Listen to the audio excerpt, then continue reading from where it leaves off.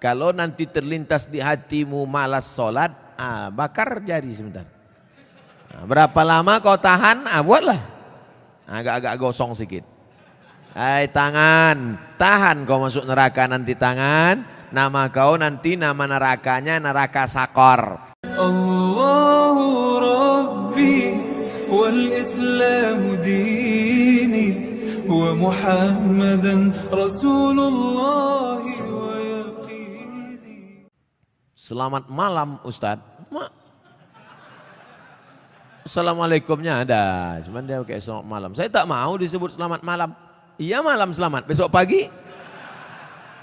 Apalagi udah kena laporkan nih, ngeri-ngeri juga gitu kan. Iya, janganlah kalian mancing-mancing. Saya hamba Allah Pak Ustadz, alhamdulillah. Sekarang banyak orang hamba harta, hamba kuasa, hamba setan, hamba hantu.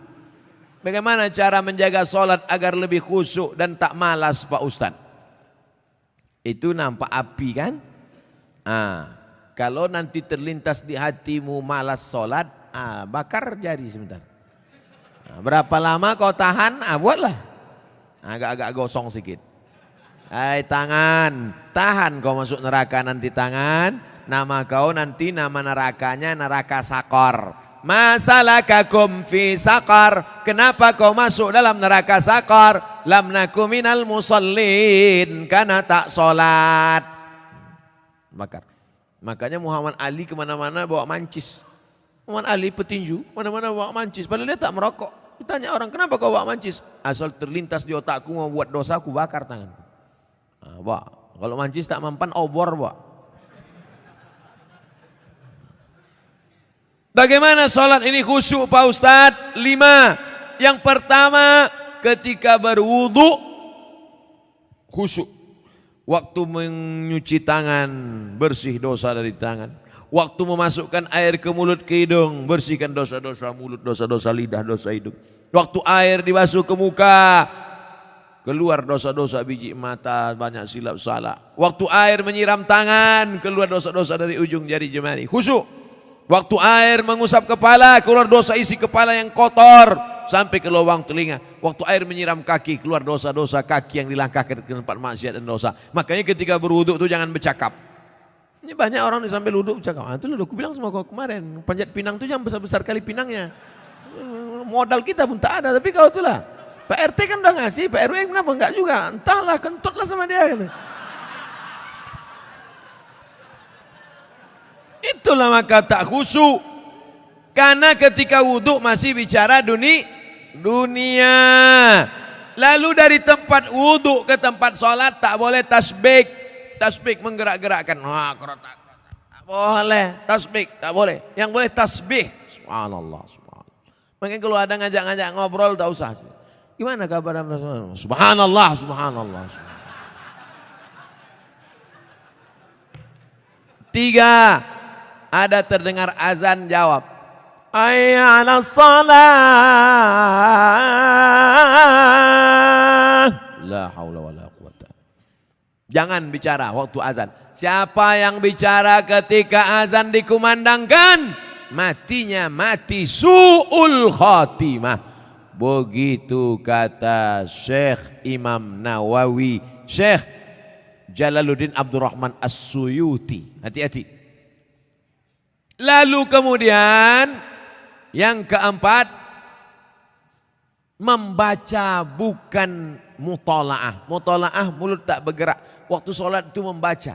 Allahu Akbar kabira, walhamdulillahi katsira, wajhatu wajhi. Ini banyak orang sholat mulutnya diam.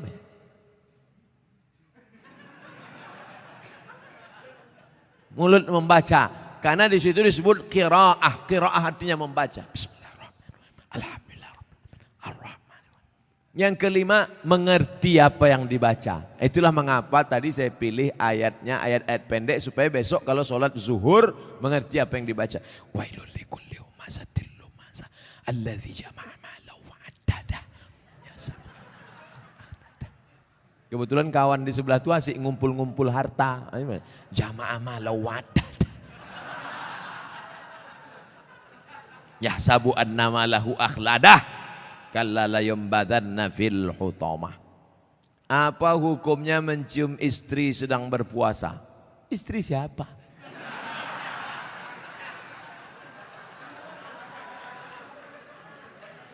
Kalau istri engkau yang kau cium maka tak batal. Dalilnya Nabi mencium Aisyah. Tapi kalau dia ihtiyat, hati-hati, takut dia tak bisa mengendalikan hawa nafsunya seperti Nabi Muhammad SAW, maka dia ihtiyat, dijaganya.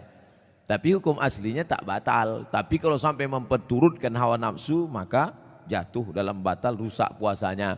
Man lam yada imsakun nafsi, menahan diri, anil mahzurati, dari semua yang terlarang, min tulu'il fajri, dari terbit fajar, ila ghurubi syamsi, sampai tenggelam matahari. Itu definisi puasa.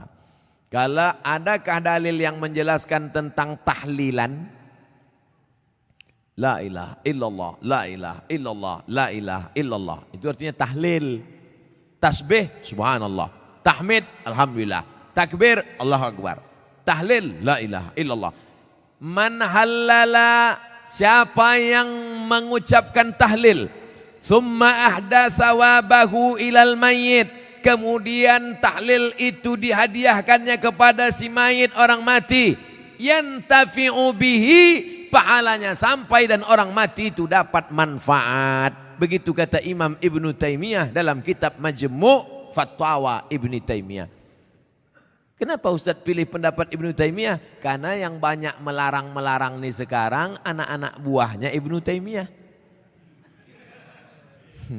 Paham? Padahal Imam Ibnu Taimiyah dalam Majmu' Fatawa mengatakan siapa yang mengucapkan tahlil dihadiahkannya pahalanya pada yang meninggal sampai. Kalau dimasakkannya bubur kacang hijau. Kenapa Ustaz tiba-tiba ingat bubur kacang hijau? Oke, bubur jagung kalau gitu. Lalu kemudian dihadiahkannya pahalanya untuk almarhum. Sampai apa tak sampai? Sampai. Mana dalilnya? Mana? Kata Sa'ad, ummi matat, makku mati. Afa atasaddaqu anha, kalau aku bersedekah pahalanya sampai tak untuk emakku? Kata Nabi, tasaddaq, sampai. Sedekah enggak? Sedekah. Ayu sadaqatu afdal. Apa sedekah yang paling afdal? Kata Nabi, saqyul ma', sedekah yang paling afdal mengasih air minum. Kalau air minum saja sampai, apalagi gulai baung. Artinya sedekah sampai, sedekah sampai, tahlil sampai. Apa lagi? Bacaan Quran. Yasin wal Qur'anil Hakim, innaka laminal mursalin. Sampai apa tak sampai bacaan Quran pada orang meninggal dunia? Sampai. Bacaan Quran untuk orang meninggal dunia sampai. Mana dalilnya? Ketika Nabi SAW melewati suatu makam, diambilnya pelepah korma, ditusukkannya ke makam itu. La'allallaha an yukhaffifa adzabahuma ma lam yaibasa. Tasbih pelepah korma sampai pada orang yang meninggal. Apa komentar Imam Nawawi dalam kitab Majmu', dalam kitab Al-Minhaj Syarah Sahih Muslim Ibn Al-Ajjaj? Kalau tasbih pelepah korma saja sampai, apalagi bacaan Quran orang yang beriman. Buka kitab Ar-Ruh, punya Imam Ibnu Qayyim Al-Jauziyah, murid Imam Ibnu Taimiyah. Punya murid namanya Ibnu Qayyim Al-Jauziyah. Punya kitab namanya Ar-Ruh. Diriwayatkan sampai kepada Imam Ahmad bin Ambal lewat di suatu makam. Ada orang membaca Al-Quran, Imam Ahmad bin Ambal melarang. Tapi orang itu menyebutkan riwayat hadis, ternyata perawinya thiqah, bahwa Nabi punya sahabat namanya Abdullah bin Umar, anak Umar bin Khattab, berpesan, kalau aku mati nanti bacakan di atas kuburku pada bagian kepalaku pangkal Al-Baqarah, pada bagian kakiku ujung Al-Baqarah. Itulah dalil bacaan Quran sampai untuk orang yang sedekah sampai, tahlil sampai, baca Quran sampai. Sudah saya sebutkan dalil-dalilnya. Tak juga percaya, saya tak bisa menjawab. Habis sudah. Saya cuma bisa minta nama lengkap supaya nanti kalau mati saya kirim. Kalau tak sampai cepat-cepat kasih kabar.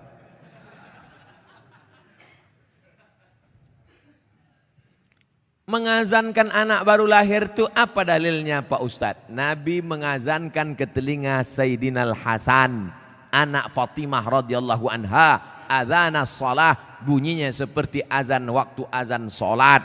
Hadisnya disebutkan dalam kitab Sunan At-Tirmidzi. Nama kitab Sunan Tirmidzi, nama lainnya Jami' At-Tirmidzi. Status hadisnya hadisun hasan, hadis paling tinggi sahih, di bawah sahih hasan, tentang mengazankan bayi. Anak saya mengazankan. Allahu Akbar, Allahu Akbar. Tapi tidak kuat macam itu. Terkejutlah dia. Nah, makanya bapak ibu yang hamil sekarang istrinya nanti bapak azankan. Tapi yang anak sudah lahir tak usah azankan lagi. Ini anak udah semester 2. Balik dari sini sebentar. Allahu Akbar. Apanya ayah ini gitu.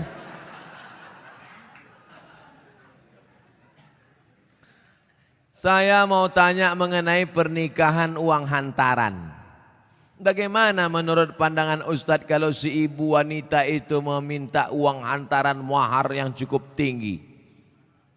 Ada tiga kemungkinan ini. Pertama memang mau bertanya masalah hukum. Yang kedua mau menyindir mak tua dari sini. Yang ketiga mau menawar. Perempuan yang paling baik aqalluha mahran, yang maharnya paling murah. Wahai ibu-ibu, turunkan harga mahar.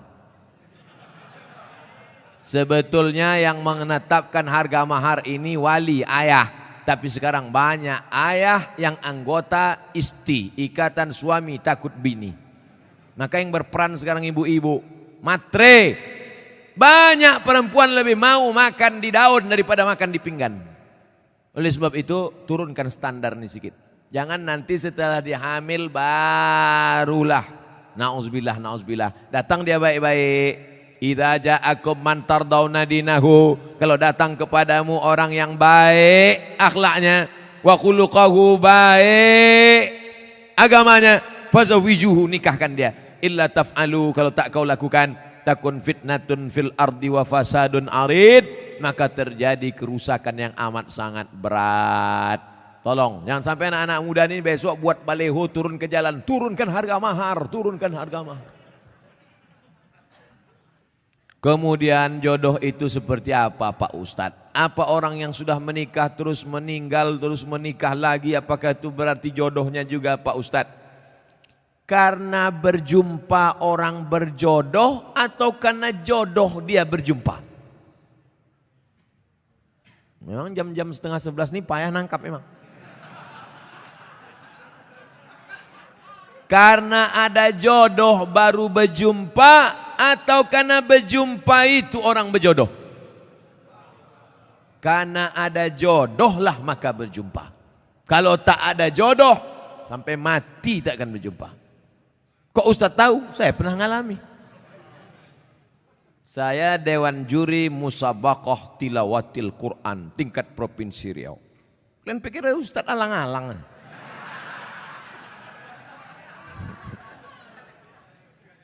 Waktu itu belum nikah. Kata kawan saya, Mat, ku carikan kau perempuan qori'ah hafizoh. Kami Dewan Juri waktu itu. Iyalah, kami pun seminggu kami cari, tak jumpa-jumpa. Setelah saya nikah, tahun berikutnya, pas kami sedang makan nasi goreng, berbisik kawan saya, Mat, yang kita cari tahun lalu, tuh di belakang. Tapi kita udah menikah. Maka kalau tak berjodoh, tak akan berjumpa. Karena ada jodoh, itulah maka berjumpa. Oleh sebab itu, jangan nanti yang laki-laki ini banyak salah jawab ini. Papa kok bisa nikah sama mama? Entah salah sambung. Jawabannya mesti kau katakan, aku tak pernah mencari makmu, makmu tak pernah mencari aku, Allah mempertemukan kami. Ibu itu pun dari dapur, so sweet, kata dia. Karena jodoh lah kalian jumpa. Mengapa Tuan Syekh Abdul Rahman digelar dengan Syekh Silau Laut? Syekh Abdurrahman lahir di Kampung Rau, sekarang masuk Kabupaten Batubara. Lalu kemudian dia merantaulah ke Kedah, karena orang Batubara dulu biasa naik perahu tongkang kapal laut ke Kedah, bolak-balik, karena orang itu dekat Kedah.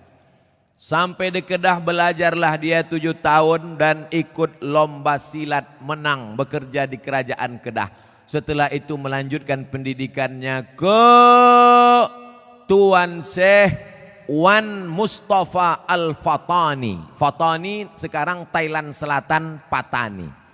7 tahun di Patani, setelah itu dibawalah oleh Syekh Wan Mustafa Al-Fatani ke Makkah Al-Mukarramah. Belajarlah dia dengan ulama-ulama di Makkah, diantaranya Syekh Hasbullah. Belajar fikih kepada Syekh Ahmad Khatib Al-Minkabawi. Setelah khatam belajar fikih, belajar tafsir, belajar hadis, belajar tasawuf, baliklah dia ke Rau. Lalu kemudian datanglah kerabat Kesultanan Asahan namanya Tengku Adil. Tengku Adil pun mengasih tanah. Wahai Tuan Syekh Abdurrahman, ini ada tanah. Nama tanah itu Silau Laut. Maka orang menyebutnya tak lagi sebut namanya, tapi Tuan Syekh Silau Laut. Sama macam siapa tuh? Tuan Syekh Besilam. Padahal nama aslinya adalah Tuan Syekh Abdul Wahab. Kampungnya di Rokan Hulu, namanya Rantau Binuang Sakti, tempat lahir Syekh Abdul Wahab Rokan. Tapi yang dipakai adalah Syekh Abdul Wahab Rokan. Sekarang jadi Kabupaten Rokan Hulu. Biasa itu. Tuan Syekh mana? Tuan Syekh Fulan. Nama kampungnya yang disebutkan. Tuan Syekh Purbabaru, padahal namanya Tuan Syekh Mustafa Husain. Nah, jadi nama kampung yang disebut. Itu maka disebut Tuan Syekh Silau Laut karena nama kampung itu. Apa karomahnya Pak Ustadz? Banyak karomahnya disebutkan dalam buku ditulis oleh cucunya. Namanya Tuan Syekh Doktorandus Haji Mansur bin Haji Syekh Muhammad Ali bin Syekh Abdurrahman, cucunya, menulis buku. Ditulis pada masa Gubernur Raja Inal Siregar. Waktu haul dibagikan buku-buku itu. Banyak karomah disebut situ. Apa motivasi orang memasuki tarekat Sattariyah Pak Ustadz? Tarekat itu sampan. Ada sampannya namanya Sattariyah. Namanya nakhodanya Abdullah Sattari. Ada nama sampannya Saziliyah, nama nakodanya Abul Hasan As-Sazili. Ada nama sampannya Naqsabandiyah, nama nakodanya Bahauddin Naqsabandi. Ada nama sampannya Ahmadiyah, tapi bukan yang aliran Ahmadiyah yang sesat. Tarekat Ahmadiyah, nama nakodanya Sayyidi Ahmadil Badawi. Itu sampannya, tapi lautannya tetap la ilaha illallah Muhammadur Rasulullah. Jadi yang mau ikut tarekat sama aja macam naik sampan. Lautnya la ilaha illallah, sampannya macam-macam. Ada yang mau sampan naik speedboat, mau cepat. Ada satu yang naik kapal tongkang kayu. Dia mau slow. Kau tak ikut? Enggak, aku mau menikmati laut ini, mau slow aja. Nah, macam-macam. Begitu lebih kurang gambaran tentang tarekat. Tarekat artinya jalan. Jalan mendekatkan diri kepada Allah Subhanahu wa ta'ala. Apa doa anak terhadap orang tuanya itu sampai? Hadis Sahih Muslim. Idza matal insan, kalau orang mati inqata'a, putus amalnya illa min salasin, kecuali 3. Shadaqatin jariyah, amal sedekah, ilmin yuntafa'u bih, ilmu yang bermanfaat. Yang ketiga, waladin salihin yad'ulah, anak yang soleh. Makanya kita selalu minta doa Rabbi habli minas solihin. Saya ingin sekali mendoakan orang tua saya supaya terbuka pintu hidayahnya, karena kami sangat menyayanginya. Doakan orang tuamu di sujud terakhir saat sholat, sunat, tahajud, witir, duha. Tapi jangan pakai bahasa Indonesia, nanti sholatnya batal. Dalam hati saja, ya Allah, ayahku ini berhentilah pakai sabu-sabu. Kenapa ketawa? Di masjid kami setiap malam Jumat ada pengajian. Kenapa cuma tiap malam Jumat? Tiap malam lah. Malam Senin fikih, malam Selasa hadis, malam Rabu akidah, malam Kamis tasawuf, baca Ihya Ulumuddin, malam Jumat stop wirid Yasin, malam Sabtu pengajian akhlak, malam Ahad tablik akbar. Masjid mesti penuh tiap malam, karena kalau tidak kosong masjid. Akan tetapi waktunya dimulai ketika azan sholat isya hendak berkumandang, sehingga jamaah sholat isya pergi ke masjid lain. Apakah sikap Ustadz itu benar membuka pengajian ketika azan isya berkumandang? Habis sholat isya dulu, habis sholat isya baru buka pengajian. Kenapa mesti pas azan isya itu? Sholat isya dulu, habis sholat isya baru buka pengajian. Saya selalu membuka pengajian maghrib. Kalau pengajian di Pekanbaru maghrib. Supaya apa? Supaya orang sholatnya dua. Maghrib berjamaah, isya berjamaah. Karena kalau dibuat isya, banyak jamaah datang lambat. Bahkan diumumkan, jamaah Ustadz udah terduduk setengah jam. Buat pengajian maghrib. Maghrib ke isya. Di Malaysia kami gitu. Maghrib, isya, pengajian. Habis isya, tanya jawab. Efektif. Doa berhajat, dia berhajat naik haji dengan menjual tanah. Namun anak-anaknya melarang, malah minta bagian tanah. Dibagi sebagai warisan jika orang tua meninggal. Sehingga orang tua tak jadi mendaftar haji. Bagaimana sikap orang tua dan sikap anak-anaknya ini? Desa kami banyak tanah, ladang lebar-lebar Pak Ustadz. Oh, kalau dapat anak tak bertuah, ini udah jadi. Datanglah emak-emak umur 70 tahun menggigil saya habis pengajian subuh. Ustadz, anak saya melarang saya karena saya mau pergi umroh. Dilarangnya karena dia katanya dapat warisan. Saya bilang, mestinya dia yang menggendong engkau sampai ke Makkah, balik lagi. Kau gendong emakmu ini ke Makkah, jalan kaki, tawaf, sa'i, umrah, balik lagi ke Medan, belum tentu dapat. Kau tebus sekali dia menjerit waktu mengeluarkan engkau dari perutnya. Ini tanah-tanah dia. Dia belum mati lagi. Udah kau atur pula harta warisannya. La ilaha illallah. Tak mencium bau surga orang durhaka. La yadkhulul jannah. Tak masuk surga. Siapa itu? Uququl walidain. Durhaka pada orang tua. Dia mau pergi haji, biar pergi haji. Mak, aku tak bisa membahagiakan kau, mak. Mestinya aku membayarkan ONH nih. Mestinya aku membawa engkau ke Makkah. Aku tak bisa. Ini di tanah-tanah dia. Mau berangkat dia. Berangkat di tanah suci. Ini harta dia pula ditahan. Disuruh pula bagi dia sebelum mati. La ilaha illallah Muhammad Rasulullah. Naik darah tinggi saya.